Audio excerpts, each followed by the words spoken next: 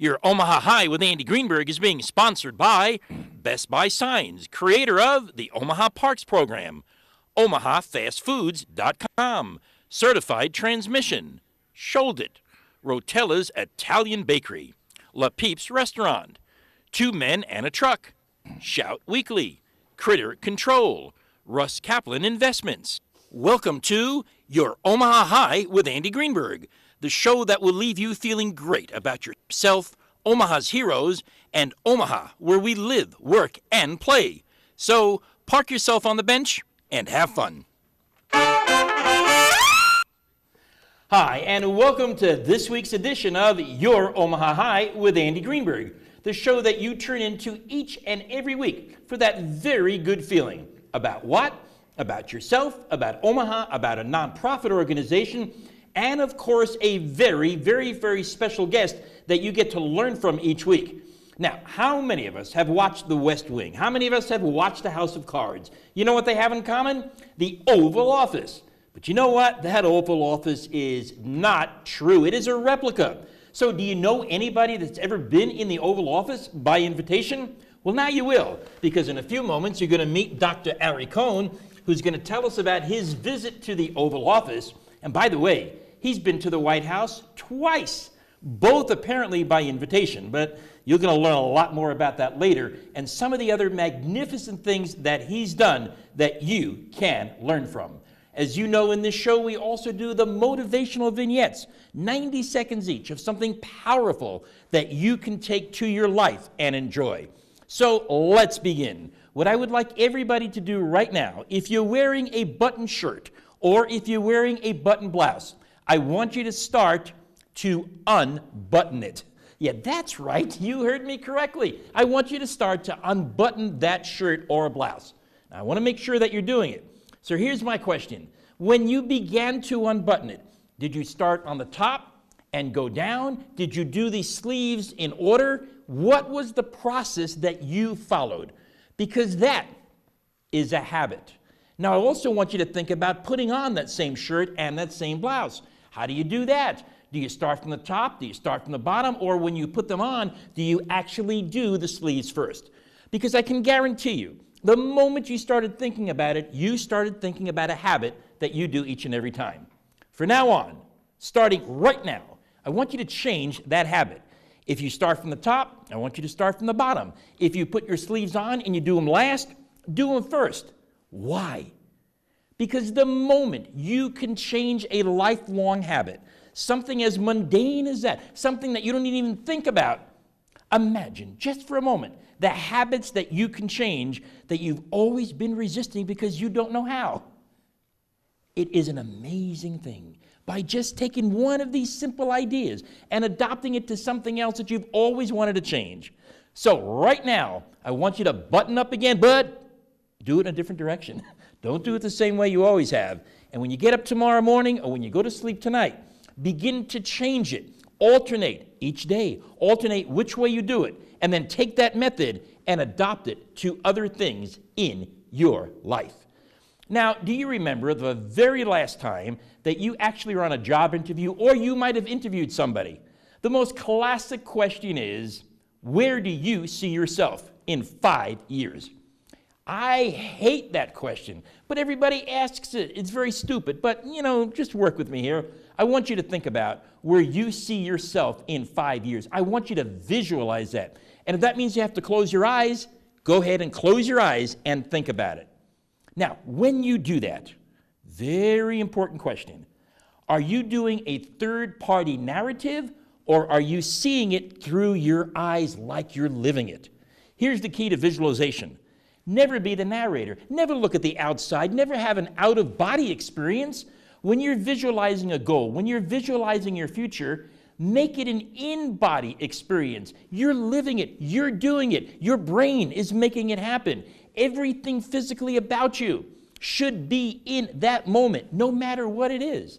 I remember years ago, I always wanted to fly first class from Omaha, Nebraska to Asia when they first invented those beds, and I had that visualization. The only thing I visualized was getting on that plane, first party, in my eyes, and watching it happen. And guess what? When they first launched the beds in first class, guess who was one of the first people ever to fly it? That was me. By the way, it was free. Why? I had my frequent flyer miles, which was part of my visualization. So from now on, when somebody asks you, what's your goal, what's your dream? Never do it third party. Never have an out-of-body experience. Always do it inside. Internalize it like you're living it right now. It is this time during the show that we always talk about the nonprofit organization of the week. And this week, we will be talking about a wonderful organization called Live Well Omaha Kids. Listen very carefully. Live Well Omaha Kids is a community partnership of more than 40 organizations that work together to reduce and prevent childhood obesity through promoting healthy eating and physical activity habits right here in Greater Omaha. Live Well Omaha Kids strives to create healthy environments for all children and families through advocacy, education, policy, development, and environmental change. The campaign of Live Well Omaha Kids is to promote active living and healthy eating through the 5-4-3-2-1-GO program. This simple Healthy Kids Countdown can be followed every day to live a healthier life. As an example, 5 servings of fruit and vegetables, 4 servings of water, 3 servings of low-fat dairy, 2 hours or less of screen time, such as computer and mobile devices. By the way, that's good for everybody. 1 hour or more of physical activity. Visit www.gonebraskakids.org for tips, games, and activities like easy ways to add more fruits and vegetables into your day and how to get kids involved in healthy choices. Again, visit gonebraskakids.org for more information on this fun, healthy message for kids. Okay, let's go back to something. And we're going to be talking about the Oval Office. The most powerful person in the world does business right from that office. You can visualize it. You know that place. It's been around for years. And now we're going to meet the individual who's been to the Oval Office, who's been to the White House twice, who, by the way, is an Educator of the Year, and in addition to that has written a book on heroism.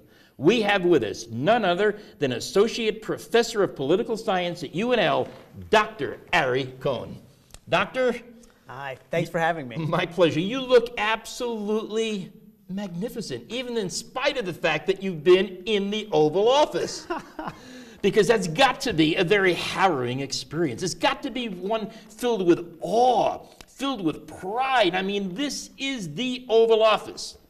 How'd you feel when you were there? I'll tell you, it was absolutely fascinating. I was kind of mesmerized. It was almost like a dream. I had to go and see it twice while I was in the building. Looked at it the first time, walked away, saw some other things, went back and looked at it again because it seems unreal to be in that place. How'd you get there? I mean, I know it's unreal. How'd you get there? Would you knock on the door? Hey, Secret Service, I understand you got problems. Let me in. What'd you do? You know, I actually just asked. I sent a note to someone I met who works at the White House. I said, I'm coming to town. Right. And I said, is there any chance I could come by and have a tour? And she said, absolutely, we'd love to have you. And it worked out beautifully. So just out of a hunch, you knew you'd be back in that. Now, you were in the White House once before. As a matter of fact, at the State of the Union address, you were actually back there, and you were with the Secretary of Labor, if I remember correctly. Right. So before we talk about that Oval Office, I want to go back to that experience. Okay. How did you get to sit? I mean, you're from Omaha, no offense. You're from Omaha. What's an Omaha Associate Professor of Political Science doing at the State of the Union address in the White House? Yeah, that also was pretty unbelievable. I'll be honest with you. I spend a lot of time on my computer. It's part of my job. Right. I end up writing a lot during the day, and I usually have some social media open because I do a lot of social media work on Twitter, especially, but I also have a blog. Right. And I happened to follow the White House on Twitter. because I'm a political scientist. Right. I want to know what they're up to, Sure. what messages they're putting out. Sure.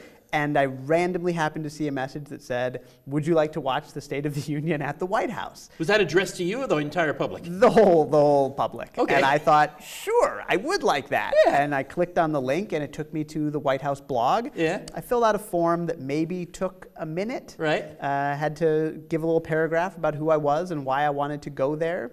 They looked through all the applications that they got, and I got an invitation 2 days later. I hadn't thought about it after I filled it out. I hadn't even told my wife about it because I thought, well, I'm not going to be doing it. Sure.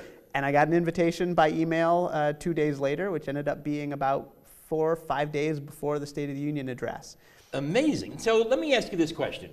When there is an opportunity right in front of you, and it says, would you like to apply? Would you like to be there? How many of us look at that, hey, you know what, there are going to be so many people applying, I'm not going to bother with it. Who am I? Just a little person from Omaha, Nebraska. That's ridiculous. But you know what? If Ari Kohen, Dr. Ari Kohen, had not done this, he would not have been invited to the White House. What does that tell each and every one of us? When there's an opportunity, when there's a call, answer it. Take advantage of it. You know the worst thing that could happen? They can say yes. And you'd be surprised.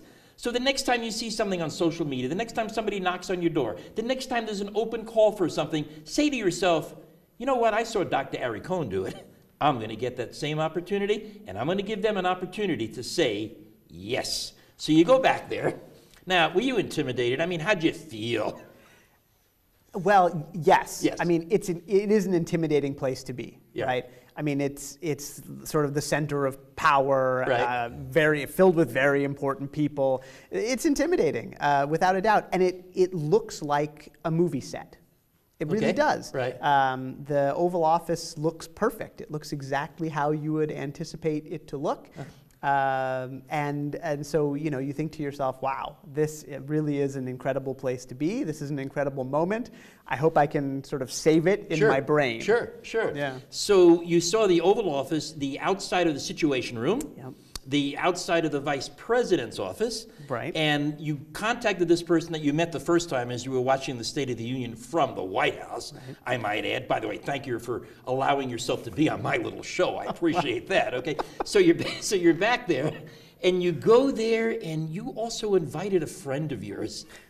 Where's the audacity come from that? Okay, so that was a little bit more maybe than I should have. It was more than I had hoped, right? I thought, well, it's enough. I got the invitation. That's incredibly kind. But I was traveling to Washington with a friend, and I thought I don't want to leave my friend just kind of hanging around. Right. It's obviously an incredible opportunity for me. It would be an incredible opportunity for him. I have to ask, can I bring my friend along with I want me? you to stop for a moment. You hear what he said? I have to ask. What would you have done? Well, you know, it's just me. I'm not going to ask because they're going to say no. But listen to his words very carefully. I have to ask. And he did. So what happened? So I got an email back, and she said, sure, bring your friend along. Here's the form to fill out. Yep. And, you know, if you don't ask, Right.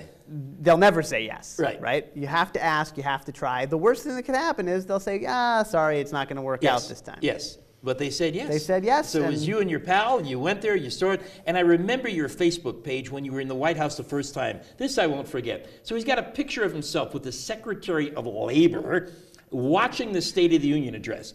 And Ari, you have to look him up. And he's there smiling. So I put a little comment on the bottom. And I said, you know what? The Secretary of Labor is going home, and the Secretary of Labor is telling his wife, you know, honey, I made it. I'm in a picture with Dr. Ari Kohen. And that's so important to remember. And I remember you commented on my comment, because that's a feeling that each and every one of us should have. This other guy, all right, fine, he's got a title. So does he. When you're with someone who supposedly is important, don't minimize yourself. You're their equal, or quite frankly, even better. I'll tell you though, I mean, it really was an amazing opportunity. And someone else posted on the same thing that every picture I take from there, I look like a kid in a candy store. Sure. It's true. For someone with my interests, for the things that I do, there's no better place to be in the world. It really, I mean, it was an incredible privilege. It was an incredible honor. I was very, very fortunate. As you think about it now, what's the one memory that you have of being in the West Wing? What's the memory that comes to your mind? I think the thing that I'm never going to forget is just walking through the halls and then you get at the end of the hall to the president's office, to the Oval Office, and there's a uniformed guard there, and you just sort of look in. And that first look, the first glimpse into the Oval Office, everything is perfect. It's arranged exactly as it's supposed to be. The desk that JFK used in the picture with his son coming out the front, there it is, right there. I don't think I'll ever forget that first sort of glimpse into the office. Were there any cigars on the table? I didn't see.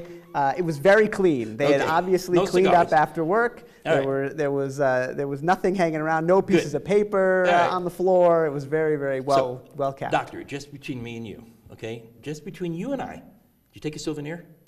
They did give us souvenirs. Oh, they did? They did. They gave us candy. Official White House candy. Taxpayer dollars? I don't know if you know this, No. but they have little boxes of M&Ms, and the little yellow M&M is waving an American flag, and the other side has a stamp of the president's signature, and they have Stars and Stripes Hershey's Kisses. Wow. And they are specifically manufactured for the White House. And did you eat them, bring them home to your kids? Oh, no, they're on my desk. They're on your desk, okay.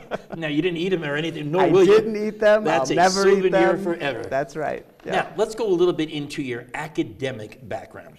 You're an associate professor at the University of Nebraska at Lincoln, and you also in 2011 were nominated and I believe won the Educator of the Year. Explain that. Why? How did that happen? Well, it was actually incredibly kind. One of my colleagues nominated me at the college, and there's a committee apparently, and they go through people's files, and I was selected as one of the educators. Yeah. Did you know you were going to be nominated? I found out because there's a whole process where you're supposed to write something and so on. So when you first found out you were nominated, how'd you feel? Deservingly? Did you want it? Why me? I'm just a regular guy. What was going through your mind? It's just an incredibly gratifying feeling because you're being recognized by one of your colleagues, right? Someone who is doing the same work that you're doing, but who recognizes the job that you're doing. So it's a great feeling. It really sort of makes a real impact on you. So as an Educator of the Year, I need to ask you, what makes a good or great teacher?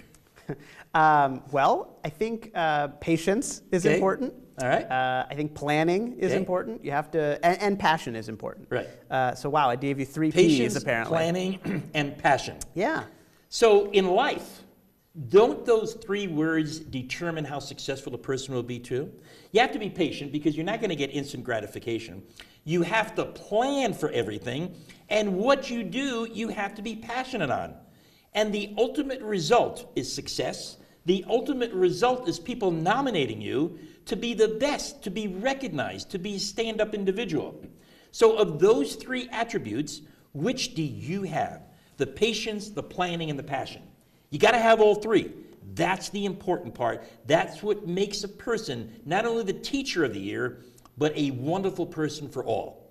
Now, of course, for every teacher, there are students. What makes a great student? My best students are not just the students who put in the work. Okay. Right? Everybody can put in the work. All right. You open the books, you sit down, you do the work every night. My best students are the ones that really care.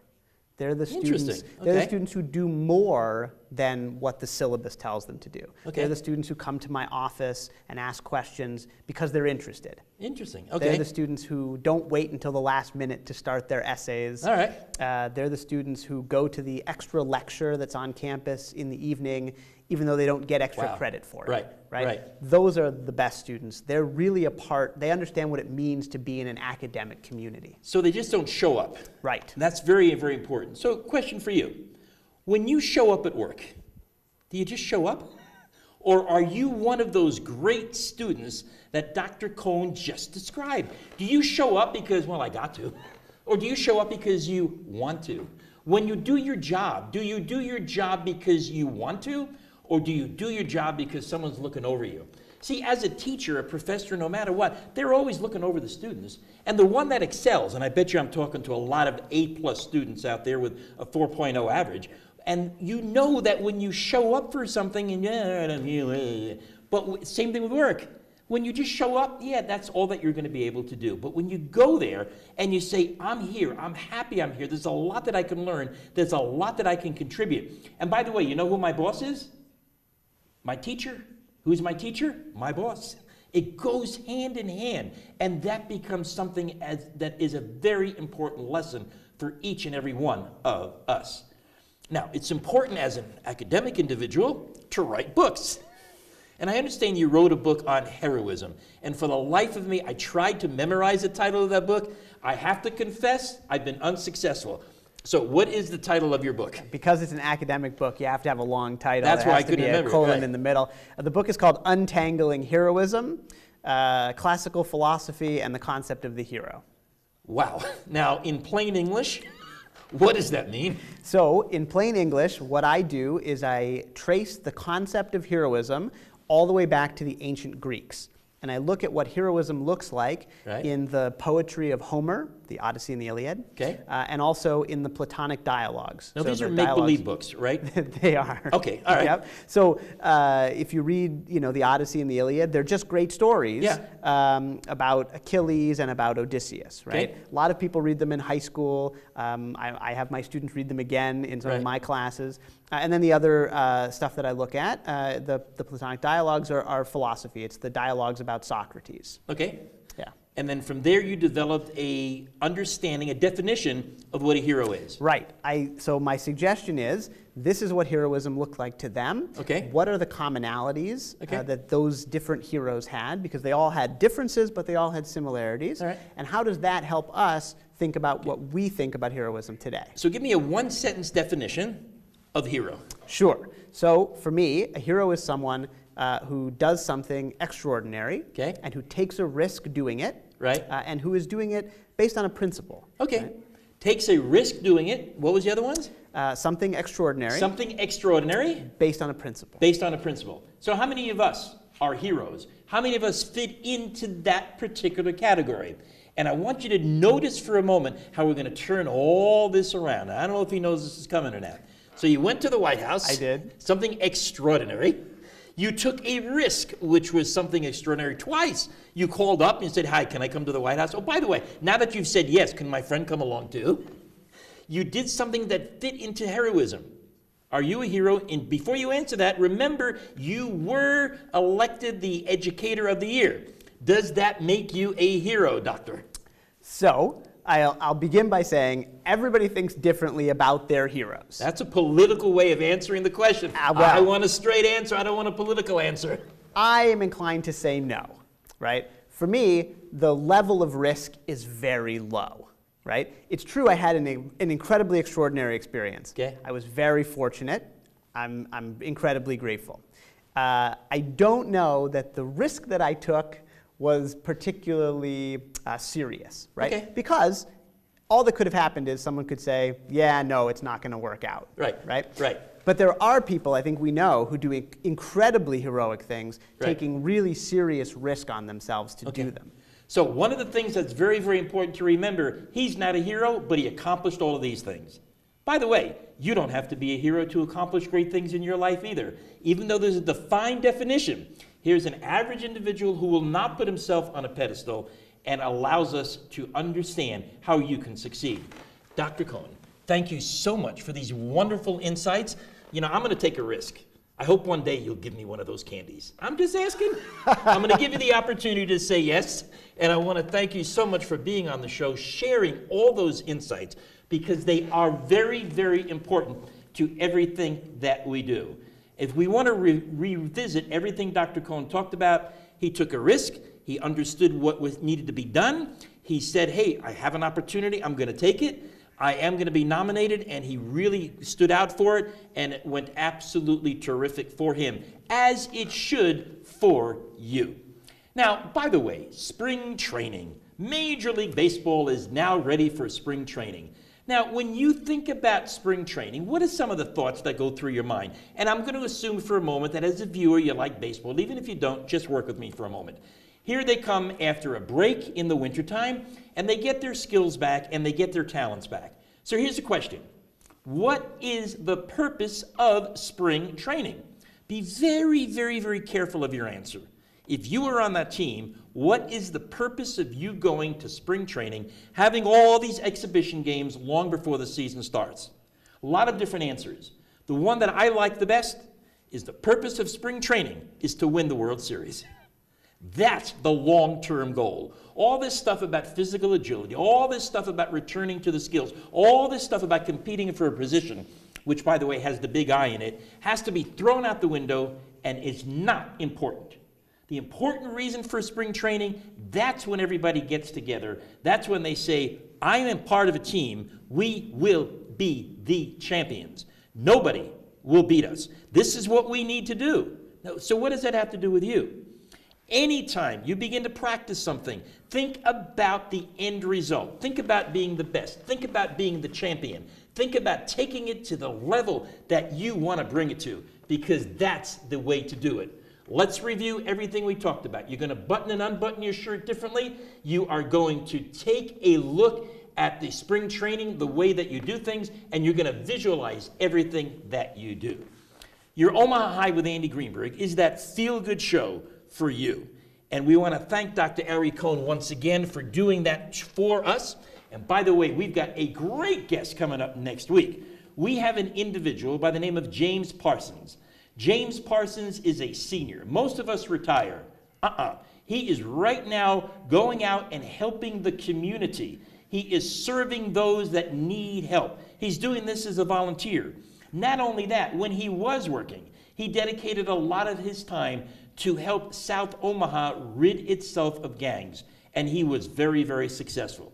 What do we do with our spare time? What are we going to do in retirement? It's very important to return next week to your Omaha High with Andy Greenberg and get that feel-good opportunity from James Parsons so that each and every one of us can utilize our time as he is and we can learn from him. As you know, your Omaha High with Andy Greenberg is on every Saturday morning at 10 o'clock and now Mondays at 9. And you get the opportunity to learn about feel-good organizations, to listen to very, very important average people who do amazing and outstanding things with their lives, and we get the opportunity to feel good about ourselves. So let's review what you're going to do differently again this week. The shirts are going to go differently for you and your blouses. You're going to be doing an in-body visualization. You are going to be thinking about the end, and you're going to be thinking about, how do I get myself into the White House? How do I get myself, even though I'm not necessarily a hero by definition, to live a very successful life? I look forward to seeing each and every one of you next week on your Omaha High with Andy Greenberg. See you then.